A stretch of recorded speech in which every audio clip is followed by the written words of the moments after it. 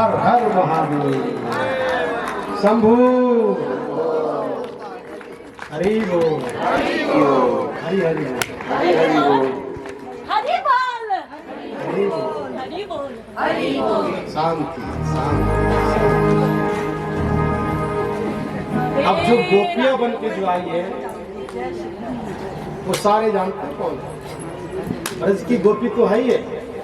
वहाँ ब्रह्मा विष्णु विश्वकर्मा से लेके सभी जो 33 कोटि देवता है वो सारे गोपियां बन के आए। भोले बाबा तो कहने ही किया, कन्हैया ने सबको इंट्रोडक्शन किया, उसके बाद रास प्रारंभ किया और जब रास प्रारंभ किया तो जितने गोपी उतने ही कृष्ण बने। जितने गोपी उतने ही कृष्ण बने। हर एक दूसरे से रास करता है। मध्य में राधिका जी है, कन्हैया है। साथ साथ में इसी प्रकार से सारे गोपियों के साथ एक एक गोपी के साथ एक एक कृष्ण। सबको गोपियों को लगता है कि कृष्ण मेरे साथ है। हर गोपी को ये लगता है कि कृष्ण हमारे साथ है, बस कृष्ण मेरा है, मैं कृष्ण। देखो हर एक साधक को, हर एक सेवक को, हर एक भक्त को यही होना चाहिए कि गोविंद मेरा है, गोविंद मेरा है, बस मैं गोविंद का। ये भाव आ जाए फिर कल्याण, फिर कल्याण। गोविंद सिर्फ मेरा, मैं गोविंद। प्रत्येक गोपी के हृदय में यही भाव है, हर एक गोपी से हर एक कृष्ण है। रास कई देर तक रास चलता रहा रात्रि मध्य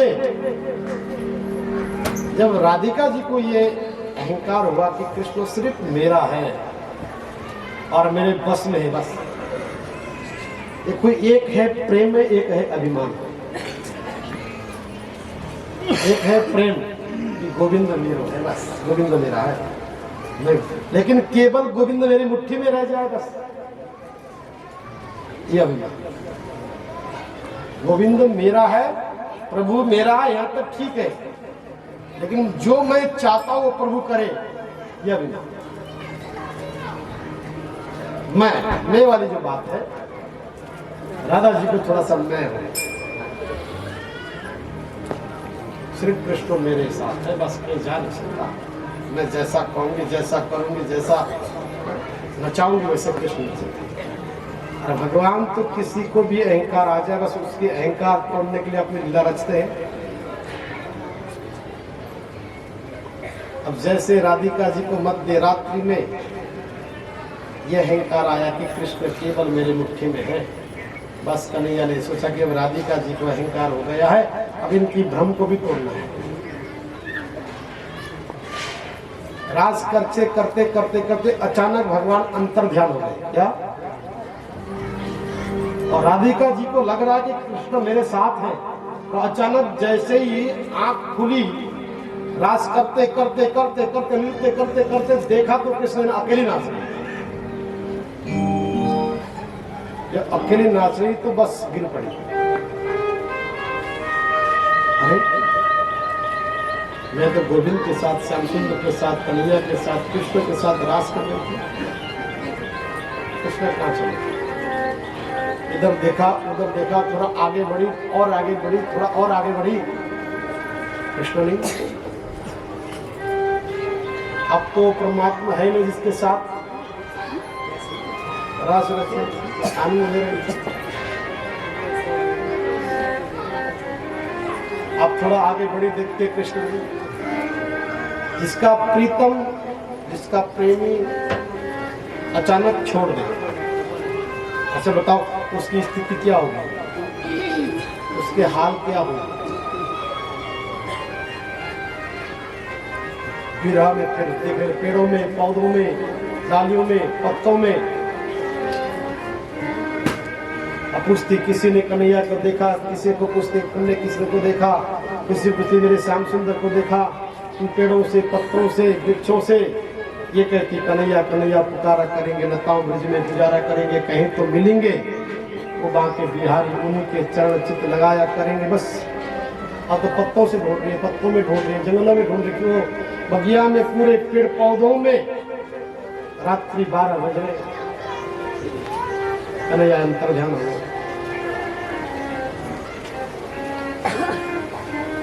अब बोलती कन्हैया कन्हैया पुकारा करिए, कन्हैया कन्हैया पुकारा करेंगे, लताओं में भेजे के गुजारा करेंगे।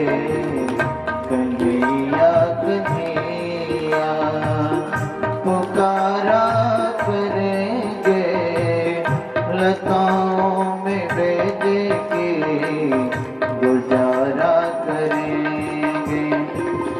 कहीं तो मिलेंगे बुबा के बिहारी, कहीं तो मिलेंगे बुबा के बिहारी, उन्हीं के चरण चित लगाया करेंगे। कन्हैया कन्हैया पुकारा करेंगे, लताओं में भेजे के गुजारा करेंगे, लताओं में भेजे के गुजारा करेंगे। अब ढूंढ रही है पेड़ों में, पत्तों में, वृक्ष में ढूंढ रही है, खोज रही है। और खोजते खोजते खोजते खोजते थोड़ा आगे चली गई, पूरा जंगल है। अब विरक्ति देखो, जब तक विरक्ति ना आ जाए, स्तुति न हो जाए, भगवान कहीं प्रकट होगा क्या? जब तक वो ईगो खत्म न हो जाए, भगवान आने वाले नहीं। अब पुकारती है जयति तेधिकम जन्मना व्रजा श्रेयते इंदिरा शाश्वती दैते दृश्यता देखुतावका स्वाईद्रता शवा स्वामी चिन्वते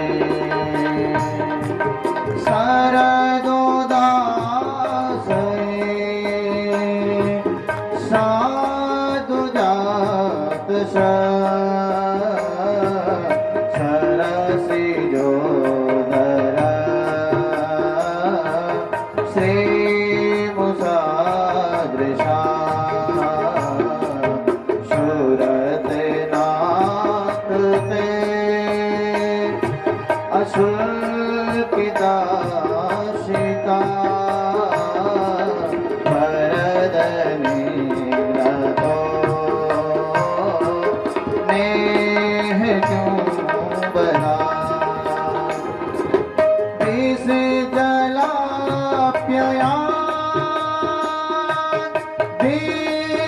तो भया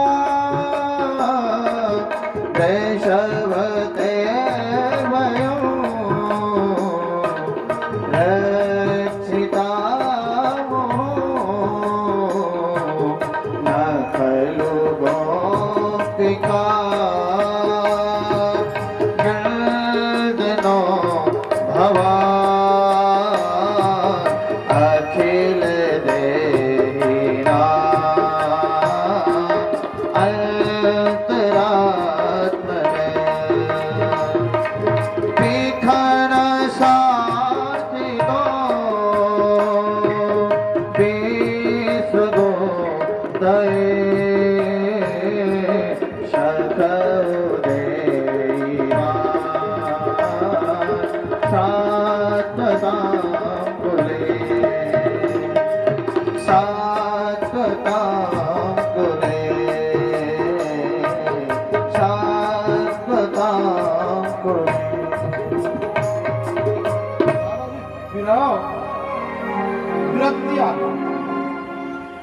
जब व्यक्ति विरक्ति में आता है, विरक्ति को ही वैराग्य कहते हैं। क्या विरक्ति होना ही वैराग्य है। और जब तक विरक्ति नहीं होगा का धिक्कार व्यर्थ है।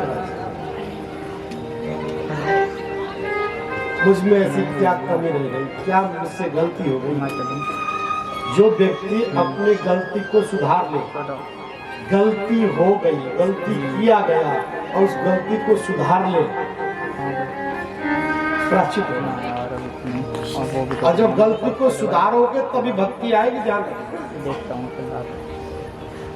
किसी भी पदार्थ को पाना, चाहे ठाकुर जी को पाना हो, चाहे संसार के किसी उच्च स्तर की किसी भी वस्तु को पाना हो,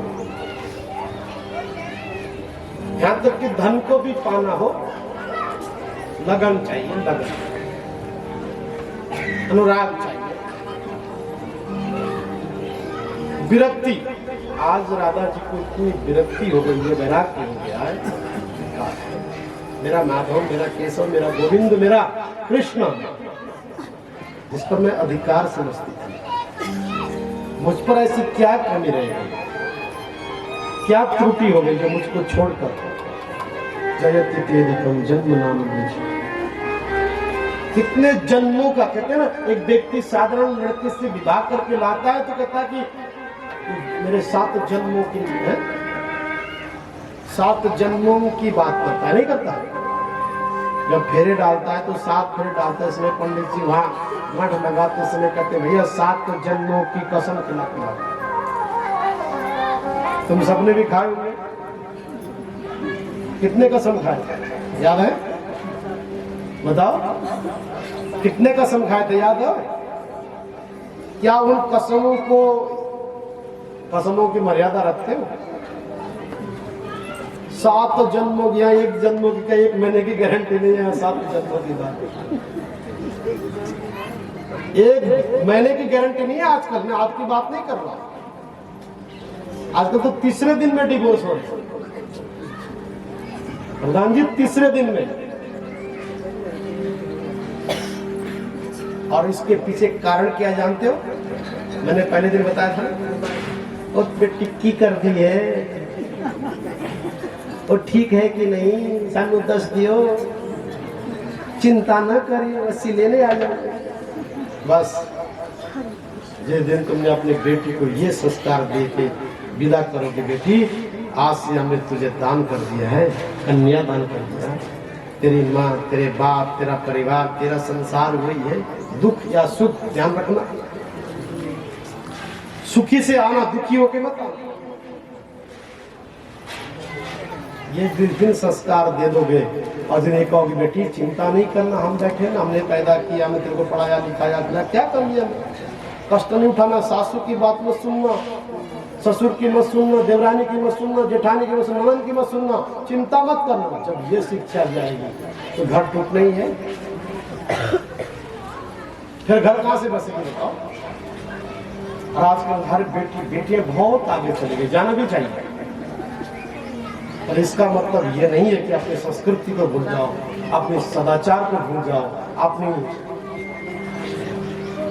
सभ्यता को भूल जाओ, संस्कार को भूल जाओ। संस्कार में रहकर जो बेटी आगे बढ़ती है वही भारत की बेटी है, वही भारत की, वही भारत की। और संस्कारहीन होकर जो बढ़ते वो तो भैया पाश्चात्य देशों में जो पाताल जिसको बोलते, जहाँ राक्षस लोग रहते हैं। यूरोप अमेरिका को पाताल माना गया है शास्त्रों में, जहाँ कोई सदाचार नहीं है, कोई संस्कृति नहीं है, कोई सभ्यता नहीं है, ना सोने की, ना उठने की, ना खाने की, ना बैठने की। वो तो भोगवादी देश है, वहाँ के लोगों में कोई सभ्यता नहीं। मैं तो जाता हूँ, देखता हूँ, मैंने बहुत प्रयास किया वहाँ के लोगों में बहुत संस्कार लाने का, लेकिन ढाके 3 पात। जितने दिन हम वहाँ रहे तब है, हमारे आने के बाद बस बाबा जी गए, सब आजाद हो गए।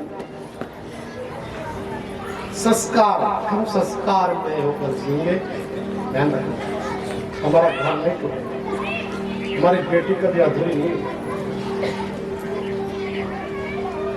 बेटी कभी अधूरी। हम 7 जन्मों की उन कसमों का क्या होगा? जो ब्राह्मणों ने 7 फेरे दिए उनका क्या होगा?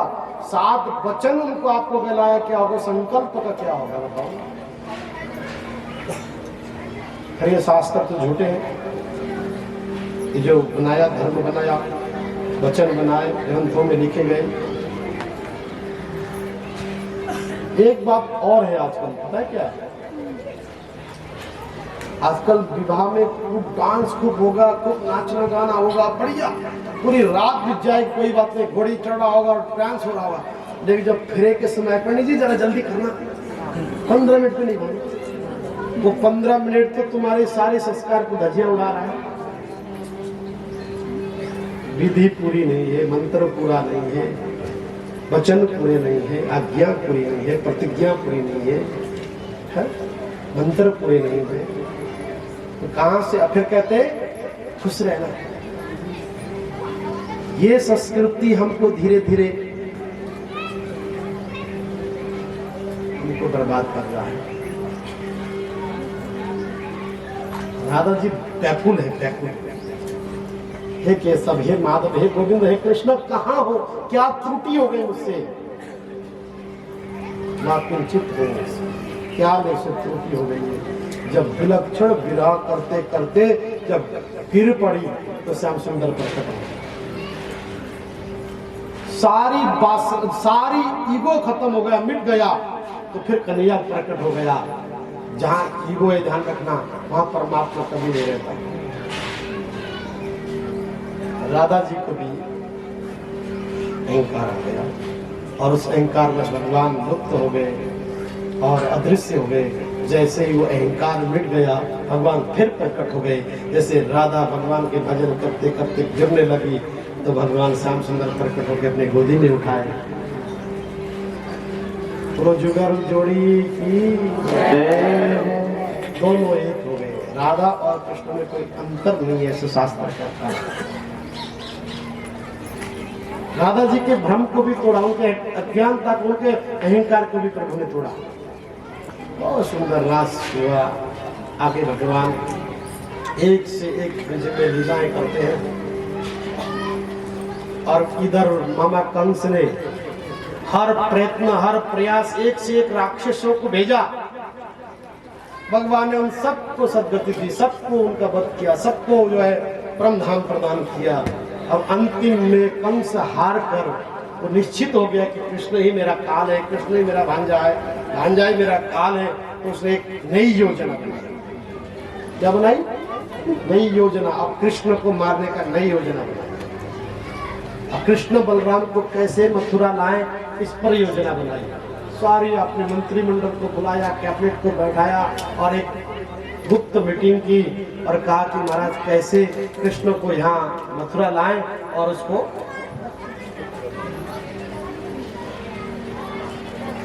लेकिन कंस ने जब तपस्या की थी तो उसको एक धनुष, शिव धनुष मिला था। उस शिव धनुष को कोई उठा नहीं सकता, केवल पूजा के लिए।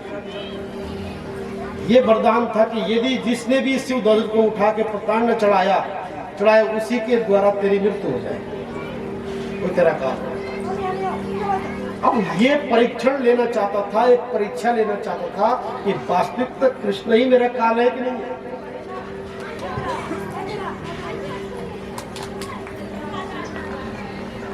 महाराज कंस का जो मंत्री है वो कौन है? अक्रूर जी है।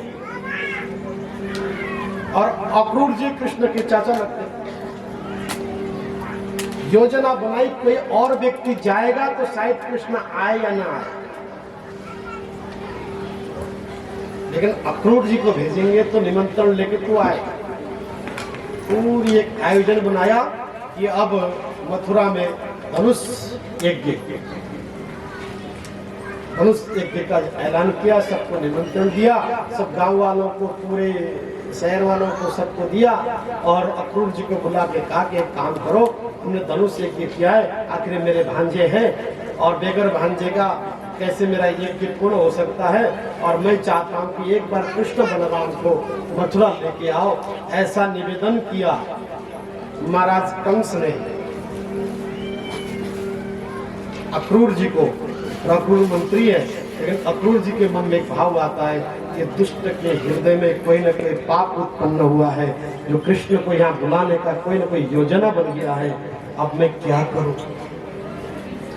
और अक्रूर जी भगवान के अनन्य भक्त हैं, साधक हैं, अनन्य भक्त हैं, अच्छे साधक हैं। मन में भ्रम है, क्या करें, कैसे करें? परमात्मा पर छोड़ दिया। रात्रि में तय हो गया कि लेना जाना, ये अगर मना करूंगा तो ये दुष्ट मुझे मार देगा।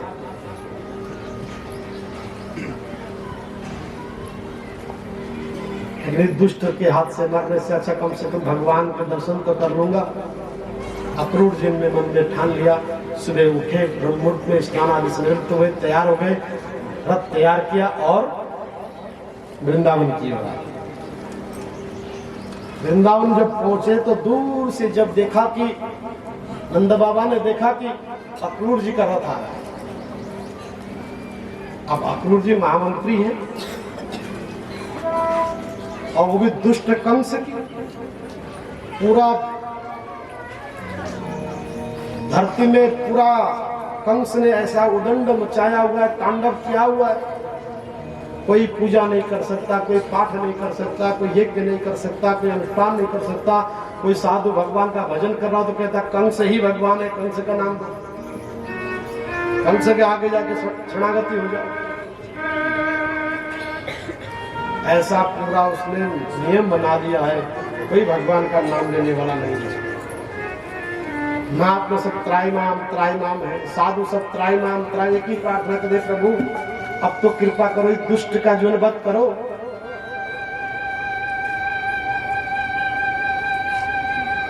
प्रभु अब तो प्रकट हो जाओ। प्रभु अब विलंब क्यों कर रहे हो? धर्म की क्षति हो रही है, संतों को मार रहा है, साधु को मार रहा है। कितना धर्म का पतन हो रहा है, धर्म का क्षति हो रहा है, धर्म का हनन हो रहा है। यदा यदा हि धर्मस्य ग्लानिर्भवति भारत अभ्युत्थानम धर्मस्य धर्म संस्थापनार्थाय संभवामि। प्रभु ये आपने ही तो कहा कि जब जब धर्म की हानि होती है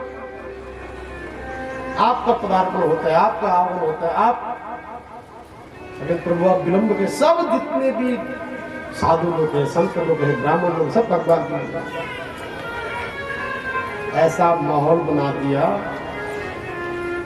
वो अक्रूर जी जब रथ को लेके जब आए, दूर से नंद बाबा ने देखा, और जब नंद बाबा ने रथ को देखा तो मन में कोई शंका उत्पन्न हुआ कि महाराज ने रथ भेजा है, कोई कारण है, कोई कारण है। अक्रूर जी आए, शाम के 4 बज रहे थे। कृष्ण बलराम जी यमुना के तट पे घूम रहे थे। मालूम पड़ा कि अक्रूर जी आए, घर की ओर प्रस्थान करे। मैया यशोदा को जब मालूम पड़ा कि अक्रूर जी आए हैं, किस कारण से आए, क्या योजना है, क्या प्रयोजन है, क्यों आए, एक ही प्रश्न है, क्यों आए? आज तक कभी नहीं आए, कंस ने कभी नहीं भेजा, कभी मिलने नहीं आए, लेकिन आज क्यों आए? कोई कारण है। क्यों? कि सब लोग जानते थे कंस कोई न कोई योजना बार बार बना के कभी किसी न किसी राक्षस को, दानव को कृष्ण के वध के लिए बार बार प्रयास किया, हजारों प्रयास किया, सब निष्पक्ष हो गए, सब निष्पक्ष हो गए, सब असफल हो गए, कोई सफल नहीं हो सका। उसने नई योजना बनाई। लेकिन जैसे ही कन्हैया ने सुना कि अक्रूर जी आए हैं, तो कन्हैया को तो बोध था, मालूम था कि अब मुझे ब्रज को छोड़ना है, वृंदावन को छोड़कर मथुरा की ओर जाना है।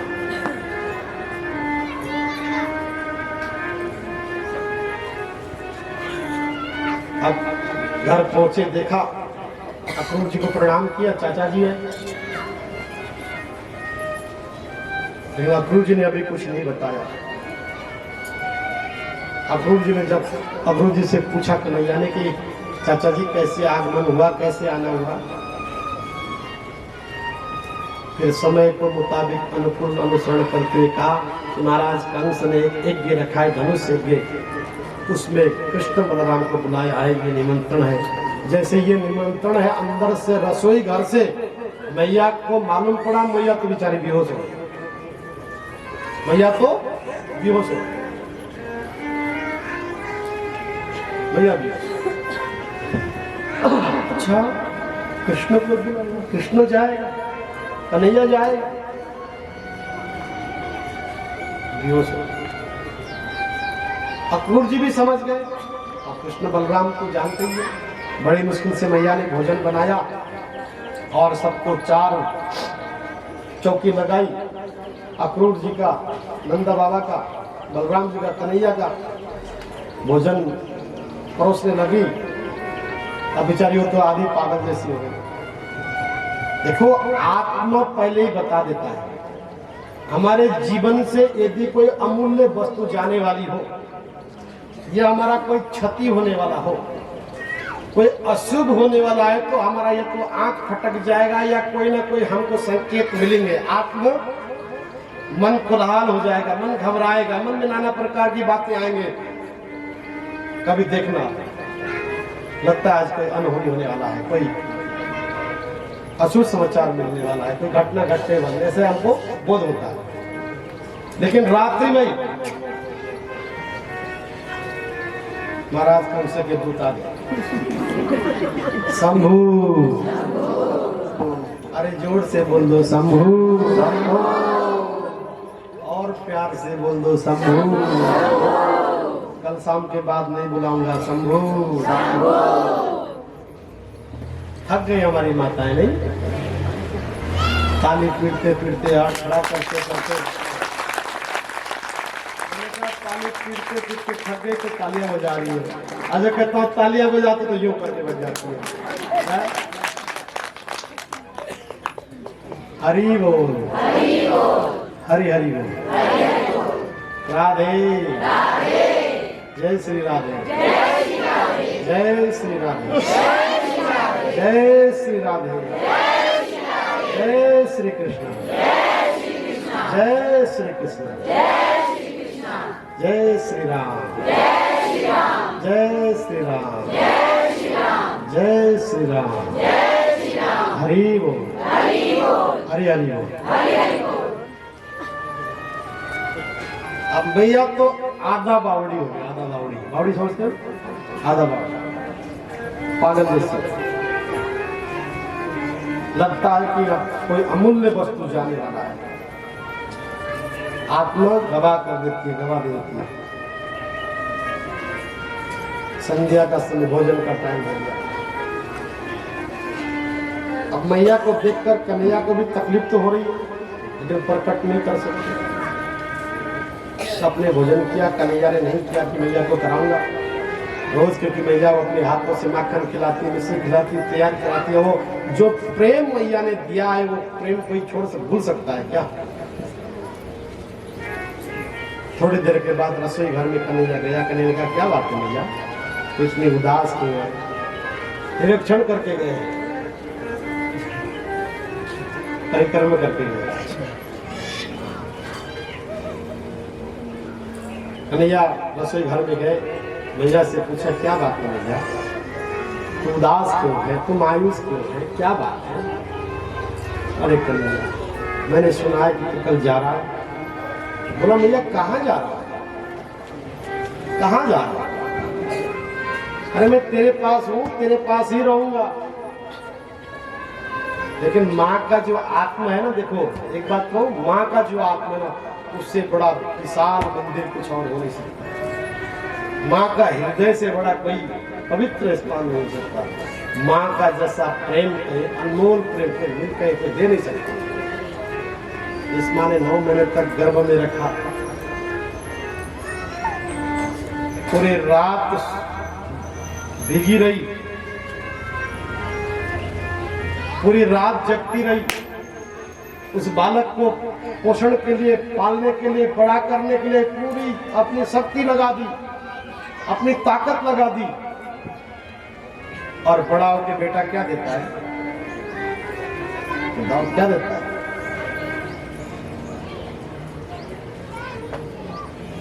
बुढ़ापे में माँ बाप के